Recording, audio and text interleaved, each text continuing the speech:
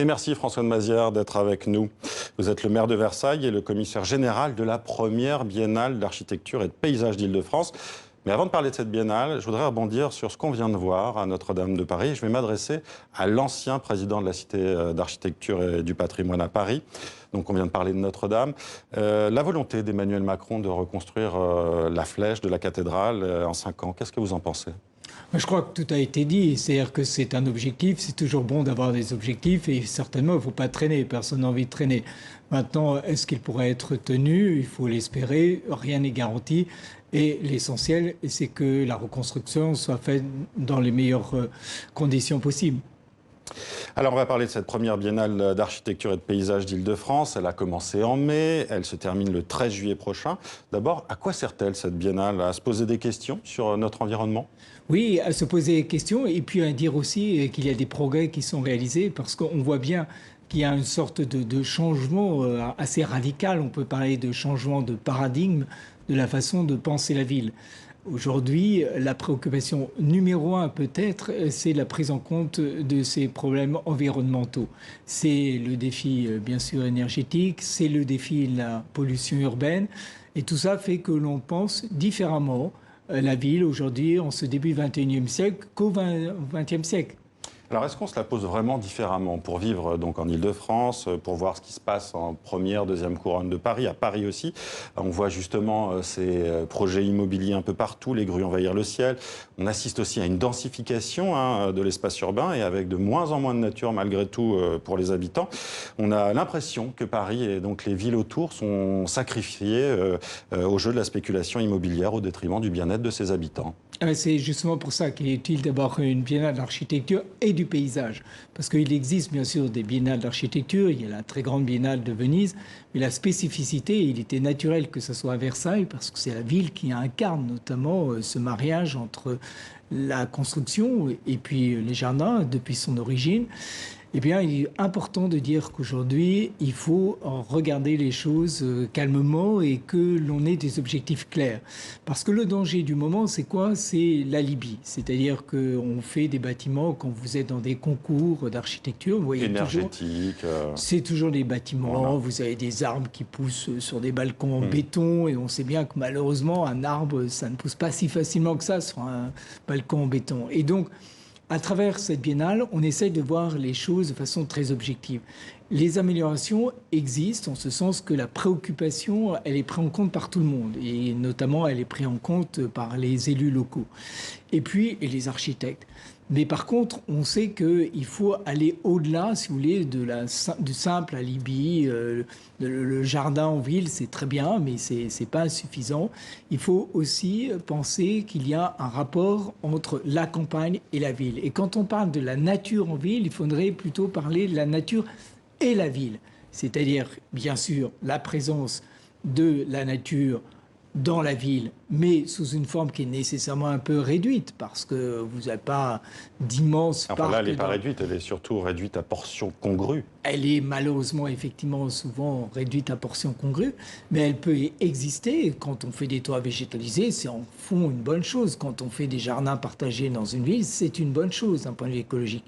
Mais il ne faut pas s'arrêter à cette vision-là. Il faut s'arrêter, il faut avoir une vision plus large et se dire qu'il faut aussi préserver autour de la ville toutes ces terres nourricières. Et ça, c'est un élément essentiel dans la biennale. Mais il faut aussi des lois sur les pesticides dans ce cas-là, pour cette campagne, parce qu'il y a aussi toute cette question-là, d'empoisonner la nature, tout simplement. Bien sûr. D'ailleurs, dans notre ville, Versailles est une ville un peu de démonstration pour la question du zéro phyto, c'est-à-dire de ne plus avoir de désherbant chimique.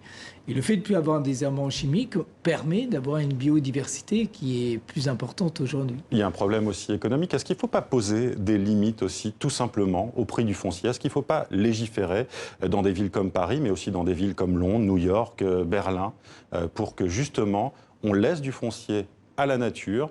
On limite aussi le foncier pour que, justement, tous les spéculateurs immobiliers ne viennent pas essayer de faire de l'argent. En fait, si vous voulez, le gros problème, c'est quoi aujourd'hui? C'est que vous avez une pression à construire qui est très forte. Il ne faut pas se cacher aussi qu'aujourd'hui, l'État et des collectivités locales demandent que l'on construise beaucoup de logements. C'est le cas en Île-de-France. Il faut savoir qu'on demande aujourd'hui 70 000 logements nouveaux par an en Île-de-France, ce qui est considérable. Donc, il y a d'un côté une pression à construire et de l'autre côté, il y a prise en compte effectivement de ces problèmes écologiques, du fait qu'on est dans des villes qui sont de plus en plus pénibles à vivre. C'est pas des villes pour les humains en fait, c'est surtout ça qu'on est en train de se dire. Vous avez peut-être vu d'ailleurs la plainte contre l'État de cette habitante de Saint-Ouen. En fait, elle porte plainte contre l'État à cause de la pollution atmosphérique. Oui, j'ai vu, bien sûr, bien sûr.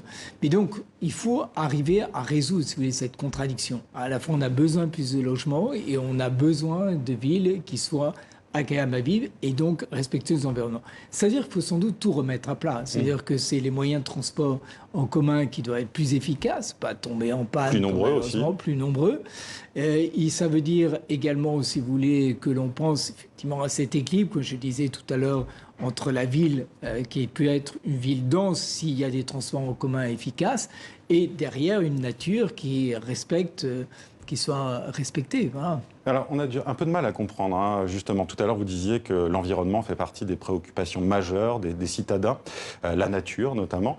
Et pourtant, quand Anne Hidalgo, la maire de Paris, propose là de créer donc 4 forêts dans la ville, de piétoniser les berges de Paris, de rendre malgré tout un peu la ville justement à ses habitants et non plus seulement aux voitures, il y a une levée de bouclier. Vous comprenez cette levée de bouclier? C'est la levée de bouclier, c'est plutôt, si vous voulez, sur les conséquences sur la circulation, parce que c'est vrai que ces évolutions sont très rapides et que donc on arrive à un engorgement de Paris qui est réel. Les villes de banlieue, je suis dans une ville de banlieue, eh bien, on vit tout de même de façon difficile sur le fait que Paris est devenu intraversable. Donc, c'est toute la complexité de la résolution de ces problèmes. On ne peut pas effectivement décréter du jour au lendemain un changement totalement radical. Il faut pouvoir prendre en compte aussi l'existant. Il est évident qu'aujourd'hui, quand vous êtes dans Paris, les embouteillages sont monstrueux. Mais il y a des transitions justement... qui sont compliquées. Il y a des transitions compliquées. Je pense, si vous voulez, que pour arriver à cette ville équilibrée, au fond, il faut sans doute une réflexion sur le long terme. Il faut être absolument très déterminé, mais en même temps le faire avec l'existant, progressivement. Dernière question et réponse assez rapide, s'il vous plaît, François de Mazières. La ville idéale, est-ce qu'elle existe déjà pour vous et si oui, quelle est-elle? Vous allez peut-être dire Versailles. Oui, non, mais c'est vrai que Versailles est une ville qui est très bien construite parce que dès l'origine, il y a eu ces préoccupations. Et ce qui est très important aussi, c'est de construire des villes qui soient les plus belles possibles. C'est cette notion de beauté aussi est importante. Que ce soit des villes équilibrées, mais aussi qui ne soient pas des villes rébarbatives. Au fond, sans doute, pour construire le mieux la ville aujourd'hui, il ne faut pas avoir trop de cumul d'objectifs contradictoires. Et ce que nous vivons aussi aujourd'hui dans l'Île-de-France, c'est qu'il y a une telle pression à construire que, comme vous le disiez tout à l'heure, on arrive parfois à des contradictions qui sont quasiment impossibles à résoudre. Et donc, il faut sans doute ouvrir la réflexion. C'est Paris, mais c'est en rapport aussi avec la province, parce que par ailleurs, oui, vous avez des déserts qui sont en train de se faire de défis, donc, François de Mazières. Beaucoup de défis. Merci à vous d'avoir été avec nous. Je rappelle que la première biennale d'architecture et de paysage, c'est à Versailles jusqu'au 13 juillet.